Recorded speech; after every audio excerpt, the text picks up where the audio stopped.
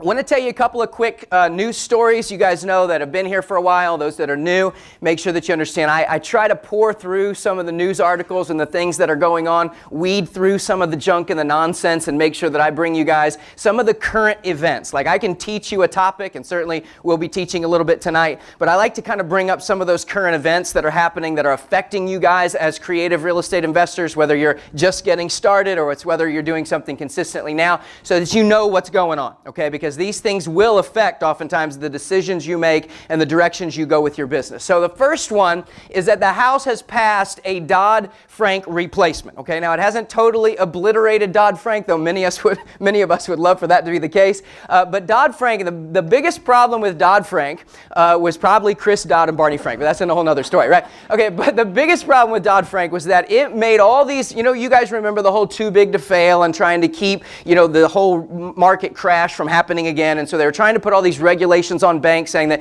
you got to make sure if somebody tells you they make $500,000 a year, that they actually do make $500,000 a year and they're not just making that up so they can buy a dozen homes they can't afford. And so they went through all these different rules and regulations. The problem with Dodd-Frank was they made a one-size fits all type of regulation for every single bank. And so if you were Wells Fargo, Bank of America, some massive behemoth bank up in New York City, you had the exact same rules and regulations that you had to follow as, Members First Credit Union, mom and pop down the road in Pensacola or down the street in Orlando or whatever. So it wasn't fair because obviously these large banks could hire, just scores of attorneys to, weed through all the stuff and find out what they had to do and come up with systems so that they could manage all of those new regulations. Well, the small bank couldn't do that. They couldn't afford to do that. And so if they were going to stay compliant with all the rules and regulations of Dodd-Frank, they had to hire more people, which raised the costs on the loans, right? So it was more expensive for them to process loans. So they were more hesitant to do loans. They were more fearful that they were exposing themselves to risk or having to buy back these loans if they didn't follow all these rules. And so basically your small credit unions, your regional banks, probably a lot of banks and lenders you guys had done business with. Well, if you're brand new, maybe not, but over the years, somebody would have been a resource for you to go and get a loan from. They were more difficult to get a loan from, and even if you could, it would be more expensive. So what the net benefit and the effect of this, and the reason why I'm bringing it up to you, is that because they're rolling back many of those regulations and making it more of a tailored solution, so the smaller banks have less regulations and less rules to follow, it's going to make it easier and it's going to make it cheaper for you to go to more of your local credit union, local banks, smaller banks, and be able to get funding for some of the deals that you're doing. So if you went and got denied, or you went and it seemed like they were onerous fees or whatever, give it another try over the next few months. You're going to see some of that beginning to shift and beginning to change. Okay. Next point, which I think is important for all investors to be paying attention to, is that N.A.R, and I say yes, N.A.R, okay, we're always shocked when the National Association of Realtors says anything negative about real estate, okay, because they have been guilty over the past many decades of looking at real estate through rose-colored glasses. So anytime you see them say something that's somewhat disparaging to real estate, we want to make sure that we perk up and take notice, okay?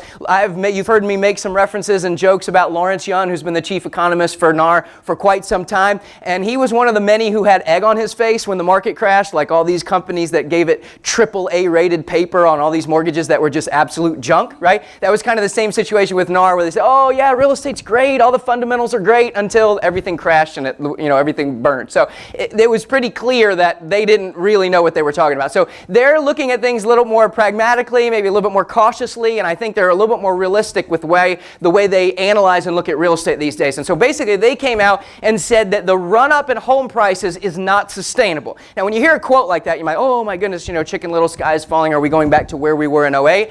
That's not the situation at all, but I want to point out what they mean by that, so when you maybe hear that in passing or you understand what the headwinds are for the real estate market, and does that affect you as a real estate investor. So basically the statistics are this. The average home price over the last, I think it is 6 years, the last 6 years has gone up 48%, right? So we have an average increase of about 8% a year over the last 6 years, and a lot of that has been in the last couple of years where the highest appreciation has been. In the exact same time that home prices have gone up 48%, wages have gone up 14%. Okay? So you have home prices going up nearly 50%, but wages only going up 14%. So people aren't really making more money, but they're being expected to pay more for that house, right? And so obviously at some point that's not sustainable. At some point the price gets away from the homeowner and they can't pay that. The only way that that would be sustainable is if you were in an environment in which rates were going down. Right? Because if rates are going down, it's becoming cheaper in order to borrow that money. So maybe even with the same income or just a little bit higher income, they can afford a lot more house because the rate on their mortgage is going down. But are we in a declining rate environment?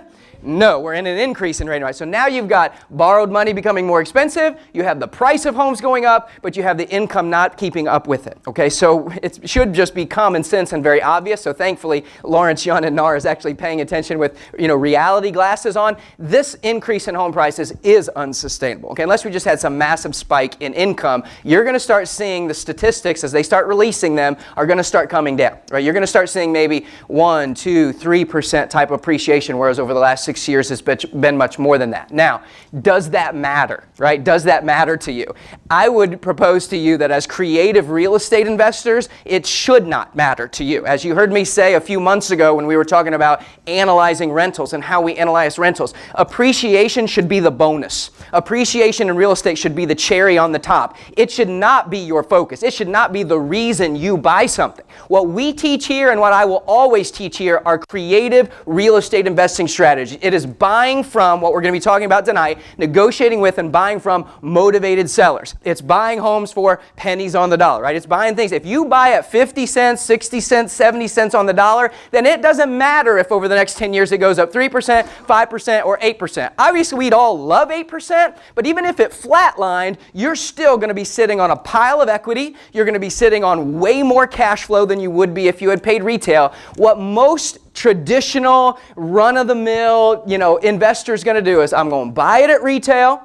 I'm going to put a tenant in there who's going to pay me rent and pay off the mortgage for me, and in 30 years it'll be paid for. And I'm not knocking that because there's been a lot of people get really, really rich that way. Okay, but you can get really, really rich a lot faster when you're buying properties for 50, 60, and 70 cents on the dollar, and then you're not so wrapped up in does this property go up in value. Up in value is a bonus. We'd all love it, but it's not the priority. So I don't think if you see over the next couple years you think that appreciation is going to slow down, don't stop buying real estate. Okay, it's always a good time to buy real estate if you're buying it right. So that's one of the points I want to make sure that I brought out to you guys. And so that, again, you could, don't be backing off. Don't be taking your foot off the pedal. We need to continue to be putting pressure on the gas and going forward with buying real estate. Okay?